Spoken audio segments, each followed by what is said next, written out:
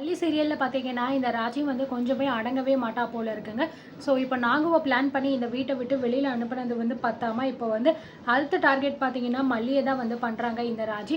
So மல்லியை இந்த வீட்டை விட்டு வெளியே அனுப்பணும் அப்படிங்கிற மாதிரி வந்து முடிவெடுக்கிறாங்க. ஏன் அப்படின்னா மல்லி இந்த வீட்டில் இருந்தா அப்படின்னா ராஜி பண்ணணும்னு நினைக்கக்கூடிய திட்டம் எதுவுமே வந்து பழிக்காது. மல்லி அதை எல்லாத்தையுமே தடுத்து நிறுத்திடுவா அப்படிங்கிற விஷயம் ராஜிக்கு ரொம்பவே நல்லா தெரிஞ்சிருக்கு. ஸோ விஜய் பார்த்தீங்கன்னா இப்போ தான் வெண்பா கிடைச்ச சந்தோஷத்தில் இருக்காரு. அது மட்டும் கிடையாது, விஜய் மனசுக்குள்ளே என்ன இருக்குது, அவர் என்ன தான் நினைக்கிறாரு அப்படிங்கிறது யாருக்குமே வந்து தெரியலை. இப்படி இருக்கும்போது நம்ம மல்லிக்கிட்ட விஜய் சரியாகவே பேச மாட்டேங்கிறாரு அப்படிங்கிற விஷயம் நம்ம வெண்பாவுக்கு வந்து புரியுது. எதுக்காக டாடா வந்து மல்லியம்மா கிட்ட பேசாமல் இருக்காரு, எதனால அப்படிங்கிற மாதிரி வந்து ரொம்பவே குழப்பத்தில் இருக்காங்க. ஒரு வேளை மல்லியம்மா என்ன தொலைச்சதுனால கூட டாடா அவர் மேலே வந்து கோவமாக இருக்காங்க போல இருக்கு அப்படிங்கிற மாதிரி நினச்சிட்டு ஸோ நம்ம வெண்பா பார்த்தீங்கன்னா ஹாலில் வந்து உட்காந்துக்கிட்டு இருக்கா. இந்த பக்கம் ராஜி உட்காந்துக்கிட்டு இருக்கா அண்ட் விஜய் வந்து வராரு. ஸோ இங்கே வாங்க டாடா, நான் உங்ககிட்ட வந்து ஒரு முக்கியமான விஷயம் பேசணும் அப்படிங்கிற மாதிரி வந்து சொல்லிக்கிட்டு இருக்காங்க. ஸோ உடனே விஜய் பக்கத்தில் வந்தவுடனே என்ன வெண்பா என்ன விஷயம் அப்படிங்கிற மாதிரி கேட்க, இல்லை டாடா நீங்கள் வந்து மல்லியம்மா கிட்ட சரியாக பேசுறது இல்லையா, ஏன் பேச மாட்டேங்கிறீங்க அப்படிங்கிற மாதிரி கேட்குறாங்க. ஸோ இதை கேட்ட விஜய் வந்து என்ன சொல்கிறது அப்படின்னே தெரியாமல் அமைதியாக நிற்கிறாங்க. அண்ட் டைனிங் டேபிளில் வந்து நம்ம மல்லியும் தான் வந்து உட்காந்துக்கிட்டு இருக்காங்க. அண்ட் இந்த பக்கம் பார்த்தீங்கன்னா ராஜி வந்து இங்கே பாரு வெண்பா, உனக்கு இதெல்லாம் வந்து தேவையில்லாத வேலை, இப்போ நீ எதுக்கு அதெல்லாம் வந்து கேட்குற, ஒழுங்கா உன்னோட வேலை என்னமோ அதை மட்டும் பாரு அப்படின்னு சொல்ல, அத்தை இங்கே பாருங்கள், நான் வந்து என் டாடா கிட்ட தானே வந்து பேசிக்கிட்டு இருக்கேன், எனக்கு இந்த விஷயம் தெரிஞ்சாகணும், நீங்கள் உட்காருங்க டாடா, நான் உங்ககிட்ட பேசியே ஆகணும், மல்லிமா மேலே உங்களுக்கு அப்படி என்ன கோபம் இருக்குது அப்படிங்கிற மாதிரி சொல்கிறாங்க. ஒரு வேளை மல்லிமா என்னை வந்து தொலைச்சதுனால தான் அவங்க மேலே கோபமாக இருக்கீங்களா, அதான் அவங்க பண்ண தப்புக்கு அவங்க எனக்கு கொண்டு வந்து உங்ககிட்ட ஒப்படைச்சிட்டாங்கல்ல, அப்படி இருக்கும்போது அவங்க மேலே நீங்கள் ஏன் இன்னும் கோபமாக இருக்கீங்க, ஏன் பேசாமல் இருக்கீங்க, மல்லிமா எந்த தப்புமே வந்து செய்யலையே அப்படிங்கிற மாதிரி வந்து சொல்கிறாங்க. ஸோ விஜய்க்கு வந்து மனசுக்குள்ளே வந்து குற்ற உணர்ச்சியாக இருக்குது வெண்பா கேட்குற ஒவ்வொரு விஷயத்துக்குமே. பட் ஆனால் வெளியில் எந்த பதிலும் சொல்ல முடியாமல் நம்ம விஜய் பார்த்தீங்கன்னா அமைதியாக வந்து இருந்துக்கிட்டு இருக்காரு. இந்த பக்கம் நம்ம மல்லி வந்து ரொம்பவே ஆர்வமாக பார்க்குறாங்க, விஜய் என்ன பதில் சொல்ல போகிறாரு, பாசிட்டிவாக சொல்ல போகிறாரா இல்லை கோவப்பட போகிறாரா அப்படின்னு தெரியாமல் வந்து நம்ம மல்லி முடிச்சுக்கிட்டு இருக்காங்க.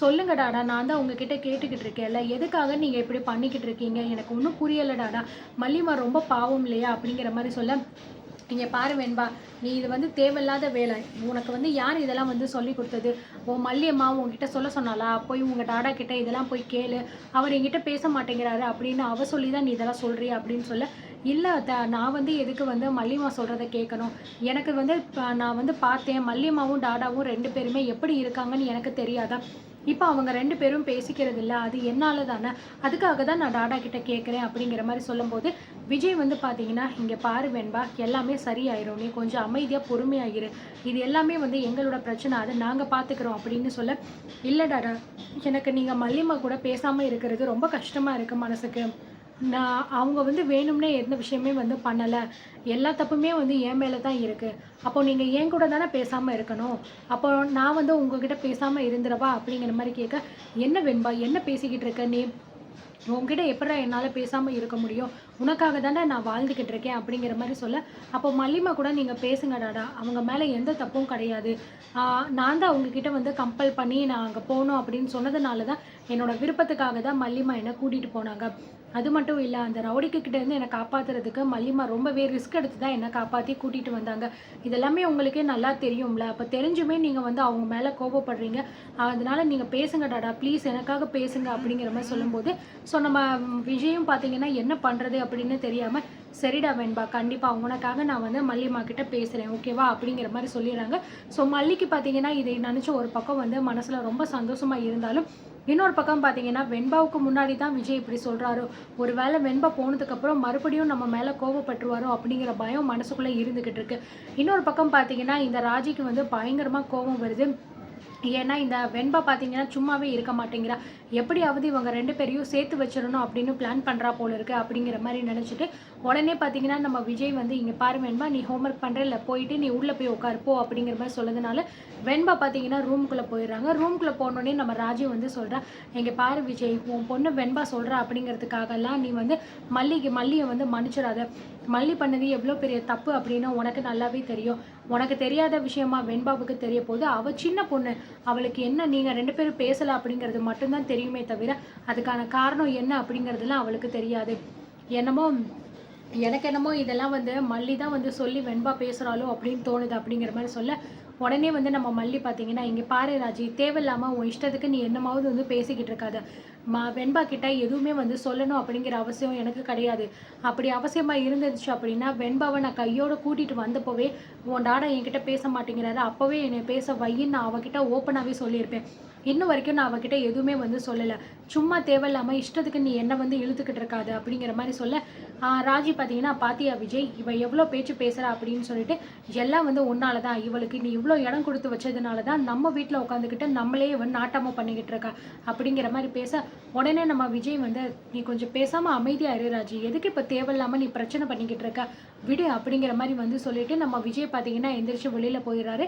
ஸோ நம்ம ராஜிக்கு பார்த்தீங்கன்னா வந்து ரொம்பவே ஷாக் ஆகுது. என்னடா இவன் மல்லிய திட்டுவான்னு பார்த்தா எதுவுமே சொல்லாம நம்மள சும்மா இருன்னு சொல்லிட்டு போறானே! ஒருவேளை உண்மையிலே இவன் மாறிற போறானோ வெண்பா சொன்னதுனால அப்படின்னு நினைச்சு ராஜிக்கே மனசுல பயம் வருது. ஸோ இத இப்படியே வந்து விட்டா சரிப்பட்டு வராது. நம்ம வந்து சைலண்ட்டா இருக்க இருக்க இந்த விஜய், மல்லி 2 பேருமே ஒண்ணு சேர்ந்துருவாங்க. ஒண்ணு கூடிட்டாங்க அப்படின்னா அவ்வளோதான். அதுக்கப்புறம் அவங்கள நம்ம மறுபடியும் பிரிக்கிறது ரொம்பவே ரிஸ்க்கான விஷயம்.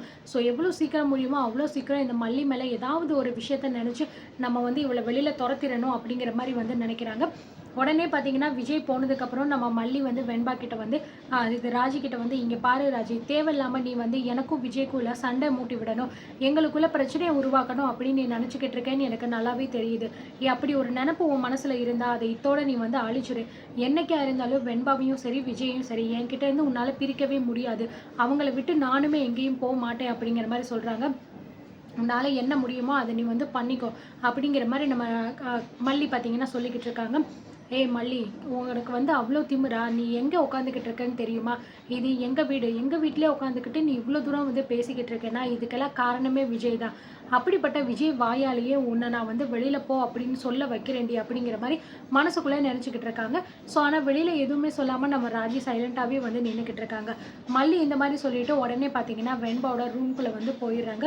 ச்சே! நம்ம போட்ட பிளான் எல்லாமே இப்படி சொதப்பல் ஆயிருச்சே! இந்த விஜய் என்னடா அப்படின்னா, வெண்பா ஒரு வார்த்தை சொல்லிட்டா அப்படிங்கிறதுக்காக எதுவுமே பேசாம அப்படியே சைலண்ட்டா போறானே! ஒருவேளை விஜய் அவன் மனச மாறிருவானோ? வெண்பா சொன்னத கேட்டு மல்லி கூட மறுபடியும் எப்பயும் போல பேச ஆரம்பிச்சுருவானோ? அப்படி பேச ஆரம்பிச்சுட்டான் அப்படின்னா நமக்கு தான் பெரிய ரிஸ்க்கு. ஏன்னா அவங்க 2 பேரும் ஒண்ணு சேர்ந்துட்டாங்க அப்படின்னா, 3 பேருமே மறுபடியும் சந்தோஷமா வாழ ஆரம்பிச்சுருவாங்க. பத்தாததுக்கு இப்போ மல்லியோட வயித்துல வேற ஒரு குழந்தை இருக்கு. ஆக மொத்தம் நம்ம நினைச்ச மாதிரி எதுவுமே நடக்காது. ப்ளஸ் இந்த சொத்தும் நமக்கு கிடைக்காமயே போயிடும்.